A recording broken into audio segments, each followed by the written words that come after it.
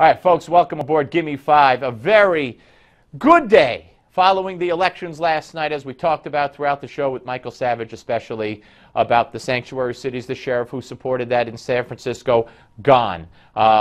Legalizing pot in Ohio, didn't happen. Kentucky has a Republican governor and a black lieutenant governor. Both are Tea Party activists who never held elective office. I mean, a great day for America, and the media will have you think that you're all crazy if you think that these are significant occurrences. Now, perhaps the most significant of all, in my view, was the defeat in Houston of the Equal Rights Ordinance, which many believe, and I believe, would have allowed men dressed as women, including sexual predators possibly, to enter women's restrooms. And by 2-1, almost, 2-1, that was defeated in the city of Houston, a city which elected, I believe, a lesbian mayor. Okay? Common sense prevails. That doesn't mean common sense prevails in our White House or our Justice Department. They went after a school in a suburb of Chicago because a kid who said he was a girl, a boy, who said he was a girl, was not allowed access to the girls' locker room and bathrooms. So that school district and that school is in trouble. I want you to listen to some of a report talking about this. Watch. We have not had opposite-sex students in the locker rooms. And to have opposite-sex students in the locker room, in areas that are open, that are available for showering, that are available for changing clothes, that is a matter that we take very seriously.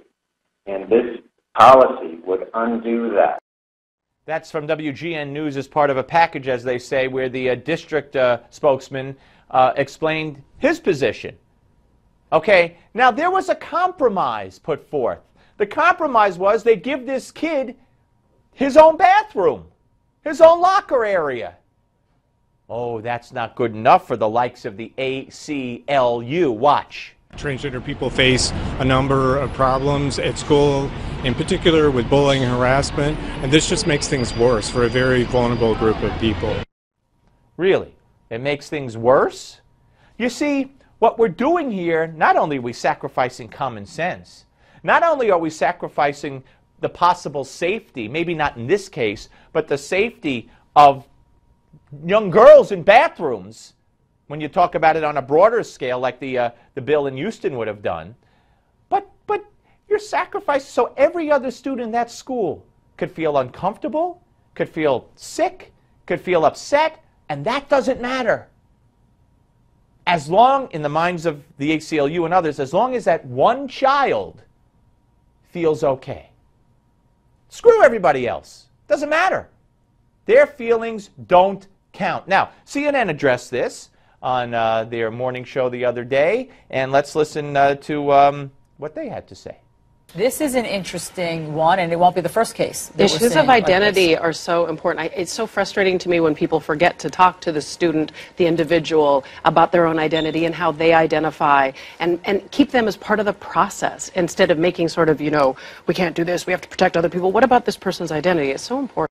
What about this person's identity? It's so important. What about the others? She poo-poos. We have to protect the other students. We have to worry about the other students. What about this person's identity? In other words, that one person supersedes the interests of the rest of the school body? How does that make sense? I'd like to know more. It's true, but it's the identity at the risk of other kids' privacy and safety.